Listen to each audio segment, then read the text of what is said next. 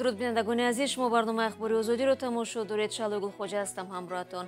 имрӯз 23 ноябр атрофи ин мавзӯҳо суҳбат хоҳем кард.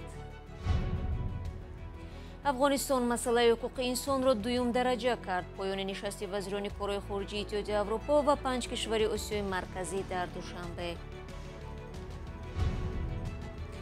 як пажӯҳиши радиои озодӣ нишон медиҳад, ки наздик ба нисфи муҳоҷирони депортшудаи тоҷик борои тағйир додани ному насаби худ дубора ба Русия баргаштанд. 135 000 шаҳрванди Тоҷикистон ному насаб иваз карда дубора ба Русия рафтанд. ва суҳбати шоири халқи тоҷик Аскари Ҳакимро дорем, ки зодрӯзашро бо таври маҳфили эҷодӣ таҷлил намудааст. ҳукумати шаҳр рӯзи таваллуди ман ба хонаам омода мана табрик карда буд. аммо дар аввал як мавзӯи дигар. шуморе аз муштариони ширкати Комил 2010 ки бо номи ширкати Бек Сабур машҳур аст, бо вуҷуди нотамом будани биноҳо вориди манзилҳои худ шуданд. дар чанд рӯзи ахир онҳо ба радиои озодӣ муроҷиат намуда аз шароити бади макони зисти худ изҳори нигаронӣ менамоянд ва мехоҳанд мушкилашон расонаӣ шавад. дар пайи шикоят сокинон Алишер Зарифӣ ва Нигораи Фазлиддин ба назди онҳо рафта аз шароити зиндагиашон гузориш таҳия намуданд. ин биноҳо дар маҳаллаи Зарафшони пойтахт натиҷаи кори нотамоми ширкати Комил 2010 аст, ки ба Сиёвуш Зуҳуров писари Бек Сабур раиси хадамоти алоқаи Тоҷикистон тааллуқ дорад. хай беҳад мушкил агар амни аксатамра хуно беҳад бад хунукай кӯдакҳо истоданшон қинтар адина бисёри бад мурдагӣ буд кӯдакҳои берун проварда будем вай амон айри шартнома бояд 3 сола буд меша ин чандум сола ноилоҷ бад омада ремонт карда дуромаде фақат ремонт карданаш иҷоза додагӣ лекин охир айри шартномамо бояд барвақт омада инҷа зиндагӣ мекардем. сохтмони ин хонаҳо охири соли 2016 шурӯъ шуда бар асоси шаҳрнома бояд соли 2020 ба соҳибонашон супорида мешуд. пас аз таъхиркориҳо мушкили пардохти пули иҷора баъзе муштариёнро маҷбур сохтааст ба ин ҷо биоянд. мегӯянд бо омадани фасли сармо зиндагӣ дар чунин шароит барояшон рӯз то рӯз сангин мешавад. домшон асос кунанд, шароитмон асос кунанд. тамом ами қавай дорем охай. Свет нест, хона свет муран хола ях мешад, кӯдако касал мешад, та кӯдаки майдача дорам. Хай азоб мекашем, ҳама азоб кашидест. Я мотоқа не. Омадем амаги як та трансформатора. Ин як трансформатор қадар дом да кор карда наметонам. шаби нимшаб амин 1 саат агар кор кунам бодам ба 1 саат 2 саати дигар кор намекунам. зиндагӣ дар шароити камбуди барқ, беобӣ, набуди лифт барои сокинон ва кӯдакони онҳо хатарнок аст. шумораи сокинон дар ин ҷо ба қавли муштариён беш аз 100 нафарро ташкил медиҳад. баъзе масъулони ширкат, ки дар макони корҳои сохтмонӣ буданд, нахостанд дар назди дурбини озодӣ суҳбат кунанд. яке аз онҳо бо шарти зикр нашудани номаш гуфт, муштариён худсарона ба бино даромаданд. мегӯяд то замоне ки бино аз сӯи комиссияи давлатӣ қабул нашавад, сокинон ҳаққи зиндагӣ дар онро надоранд. аммо сокинон ва ҳуқуқшиносон бар инанд, ки вақте ширкат дар муҳлати таъиншуда биноро ба истифодаи муштариён намедиҳад, гунаҳкори ин ҳолат ба шумор хоҳад рафт. ин хона ширкатҳои хонасоз онҳо бояд ин шартҳои шартномаро иҷро кунанд ва дар он ҷо агар муҳлати муайян нишон додагӣ бошад, бояд ба он муҳлат хонаро ба сохтмони хонаро ба итмом расонанд ва дар акси ҳол онҳоро бояд шаҳрвандон тарафи дигари шартномаҳо барои рӯяндани зараре ки онҳо диданд ба суд ҷалб намоянд. ширкати Комил 2010 дар маҳаллаи Зарафшони пойтахт 16 бинои навсохти 20 ошёна ва ҳар бинои он ҳудуди 200 хона дорад. Бек Сабур қаблан дар як суҳбат ба хабарнигорони радиои озодӣ гуфта буд, бисёре аз муштариён пули хонаҳоро пурра напардохтаанд ва ҷараёни сусти сохтмон ба он вобаста аст. ҳарчанд муштариён мегӯянд маблағро сари вақт супоридаанд. дар 2 соли ахир раҳбарони кумитаи сохтмон ва меъмории Тоҷикистон низ аз корҳои сохтмонӣ дар баъзе биноҳои Комил 2010 интиқод карда гуфта буданд, ки ба роҳбарони ширкат фурсат доданд то камбудиҳои худро ислоҳ кунанд. нишасти вазирони корҳои хориҷии Иттиҳоди Аврупо ва 5 кишвари Осиёи марказӣ дар душанбе ба анҷом расид, вале аз забони намояндагони Брюссел дар бораи поймолшавии ҳуқуқи башар чизе шунида нашуд.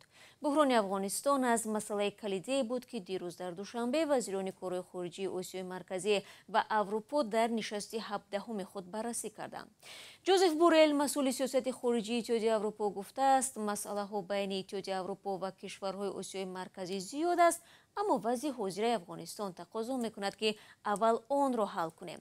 тафсилот дар гузориши Мирзонавии Холиқзод. ظاهراً دعوت سازمان هیومن رایتس واچ به اتحاد اروپا ناشنیده ماند. این دیدبان معروف حقوق بشر در آستانه جلسه وزیران خارجه آسیای مرکزی و اتحاد اروپا از بروسل تقاضا کرد که به حکومت‌های منطقه فشار آورند تا به حادثه‌های پایمالشوی حقوق بشر خاتمه داده شود. مقامداران اروپایی اهمیت حل بحران بشری افغانستان را بالا بردند، در حالی که سال تا سال مشکلات در بخش حقوق بشر در آسیای مرکزی بیشتر می شود. مسائلی که در جلسه یک روزه بررسی شدند به تهدیدهای امنیتی از افغانستان بعد از سر قدرت آمدن طالبان، راههای نجات این کشور از بحران گومنیتری، تامین امنیت سرتاسری از تهدیدهای قاچاق مواد مخدر و سلاح، تروریسم بین‌المللی ربط داشت. جزئیات توافقهایی که بدون شرکت ژورنالیستان گرفته شد، کسی از مقامداران اروپایی یا تاجیکستان آشکار نکردند. میخواهم اضافه کنم که ما مردم افغانستان رو دستگیری میکنیم. کمی پیشتر یک بسته یاری ها را در حجم 1 میلیارد یورو به مردم افغانستان و کشورهای همسایش قبول کردیم. 300 میلیون یوروی این مبلغ ها برای تامین یاری مستقیم بشردوستانه روانه می شود. بعد انجام جلسه دیپلمات‌های کلان آسیای مرکزی با مقامات اتحاد اروپا گفتگوهای علاهیده برپا کردند. موضوعهای اقتصادی سبز، رشد انسانی، راههای مقابله با کووید 19 و هم پیامدهای پاندمی در محور این گفتگوها بوده است. تاجیکستان در نوبت خود برنامه GSP پلوس را مطرح کرد که قرار است صادرات محصولات این کشور را به اروپا تامین کند. دیپلمات‌های کلان از جمله جوزف بارل، یوتا اورپیلاینن و سراج‌الدین مهرالدین در پایان ملاقات با خواندن چند جمله اظهارات نشست اکتفا کردند و نگذاشتند که ژورنالیستان سوالهای خود را بدهند. در پایان ملاقات رسمی شام 22 نوامبر ملاقات رهبران هیئت اروپایی با پرزیدنت تاجیکستان امامعلی رحمان هم برگزار شد که در آن مسائل جاری همکاری‌های میان دوشنبه و بروسل بررسی شده است. بانک مرکزی روسیه خبر داد که پولی به تاجیکستان فرستاده مهاجران کوری در سال جاری قریب 30% بیشتر شده است. اما یک پژوهش نشان داد که بغیر از این مهاجران تاجیک چند سال اخیر تنها برای عوض کردن نام و نسب و شناسنامه خود زیاده از 67 میلیون دلار پرداختند. بارها خبر داده شده است که بیش از 270,000 مهاجر تاجیکستانی از روسیه دیپورت شدند و تلاش‌های عفو آنها نتیجه جدی نداده است. بنابر تحقیقات رادیوی آزادی نزدیک به نصف آنها دوباره به روسیه برگشتند، ولی برای تغییر دادن نام و نسب خود. من از مؤلف تحقیق همکارم یعقوب حلیمов پیش از برنامه پرسیدم که این روند چگونه جریان میگیرد. البته خیلی هم آسان نیست شهلا. برای این کار مبلغ ضرور است، مهلت ضرور است و رابطه ضرور است. حالت‌هایی بود است که شهروندان در تاجیکستان در مدت 10 تا 15 روز نام و نسب و شناسنامه عوض کردند. حالت‌هایی بود است که این مهلت زیادتر بود است. خرج این کار به حساب میانه تا 500 دلار میرسد. ولی اگر شما فرض کردیم که رابطه نزدیکتر و با نفوذتری نداشته باشید، میتواند شما مبلغ زیادتر برای این کار صرف کنید. در هر صورت این کار در تاجیکستان ممکن است. سوال دیگری من از یعقوب این بود که طبق تحقیقات او چقدر از مهاجران توانستند تغییر ایجاد کنند تا که دوباره به روسیه سفر نمایند؟ تحقیقات ما نشان داد که شروع از سال 2014 تا 6 ماه اولی سال 2021 در تاجیکستان در مجموع 235,000 شهروند نام و نسب عوض کردند. در وزارت عدلیه تاجیکستان گفتند که اینا اساساً کسانی هستند که در مقامات دولتی در تاجیکستان فعالیت میکنند. اما نهادهای دیگر از جمله خدمات مهاجرت گفت که در میان کسانی که در این مهلت نام و نسب عوض کردند مهاجران زیاد هستند، خیلی زیاد. یگم شماره دقیق نآوردند ولی گفتند که خیلی زیاد هستند.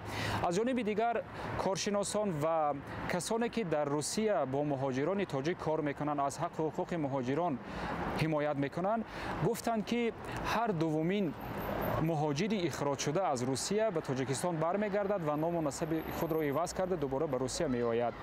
яъне агар инро бовар кунем ки 270 000 шаҳрванди Тоҷикистон аз Русия дар маҷмӯъ дар тӯли чанд соли охир депорт шуда бошанд, 50 ҳар дуумини инҳо 50% мешад. яъне ҳудуди 130 000 135 000 шаҳрванди Тоҷикистон ному насаб иваз карда дубора ба Русия рафтанд. сипас ман аз Ёқуб донистан хостам ки оё бо ин ро баргаштан ба Русия барои муҳоҷирон хатарнок нест? албатта хатар дорад. тибқи муқаррароти қонунгузории Русия ва мушаххасан моддаи 322 кодекси ҷиноятии Федератсияи Русия ворид шуданд бо ному насаби нав шаҳрвандони хориҷие ки аз Русия депорт шуданд ва омада ному насаб иваз карда дубора ба он кишвар мераванд, ҷинояткор ба ҳисоб мераванд. онҳоро дар вайрон кардани марзи давлатии Русия айбдор мекунанд.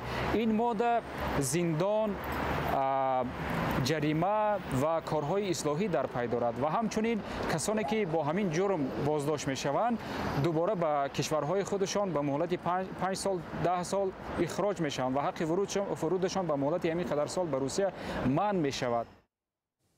ташаккур ба Ёқуб Ҳалимов. бинандагони азиз, таҳқиқоти радиои Озодӣ дар ин бора имрӯз дар сомонаимон нашр хоҳад шуд. ҳатман мунтазир бошед. факту рақам ва сарнавиштҳои ҷолиби муҳоҷиронро пас аз табдили ному насаб ва ҳуҷҷатҳо дар ин матлаб хоҳед хонд.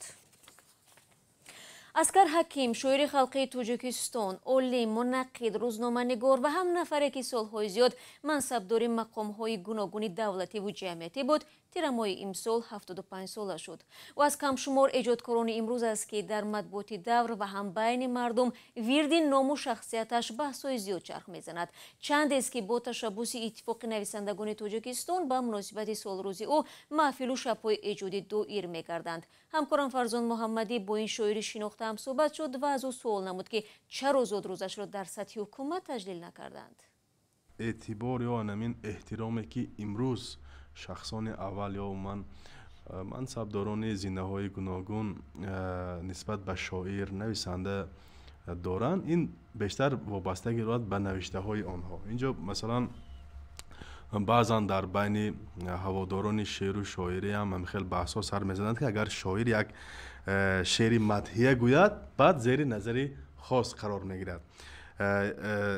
ҳатто аз ашъори шумо ҳам иқтибос меоранд ки ман вақте ки сактаи дил шудаму дил ҷарроҳӣ карданд, хуб харҷи вай харҷи кам нест. харҷи ҷарроҳӣ харҷи калон аст, $15,000 аст. ва дар Тоҷикистон, дар кишварҳои дигар ки хеле зиёд, масалан дар Русия 40-50, дар اروپا باز از اون قیمت‌تر، در امریکا بیشتر از $100,000. چون که دوستای من در امریکا هستند، شاعری نویسنده ها، من این خب باید میدانم. بنابر همین وقتی که خب با سفارش پرزیدنت هم به این کار برای من خب رایگان گویا که انجام شد، پولش که نصفش حکومت جمهوری داد و نصفش خود بیمارستان داد با سفارش پرزیدنت. خب این پس آدم این شکریه می شود، نه اینکه مدحیه وقتی که شما یک چیز می خواهید و پیشتر می نویسید، بعد به شما یگان چی می دهند. در این حالت انسانیگری از جانب اول، شخص اول ظاهر شد. من از اون کس هیچ چیز طلب نکرده بودم. اون کس به من که اینقدر مهربانی کردند، نام این نوشیر می شود شکریه. бинандагони азиз, ин суҳбати муфассали ҳамкори моро метавонед дар вебсайти радиои Озодӣ ва ҳам Озодӣ видеои YouTube тамошо кунед. хуб, бинандагони азиз, инҷо фурсати барномаи ахбори Озодӣ ба поён расид ва ташаккур аз ҳамаи шумо ки то ин лаҳзаҳо бо мо будед. хабару гузоришҳои дигарро метавонед дар сомонаи радиои Озодӣ зернишони www.ozodi.org бихонед ва фаромӯш накунед ки фардо ҳамаи шуморо ман дар барномаи хабарӣ мунтазир хоҳам буд. худро эҳтиёт кунед ва худо нигаҳдорад.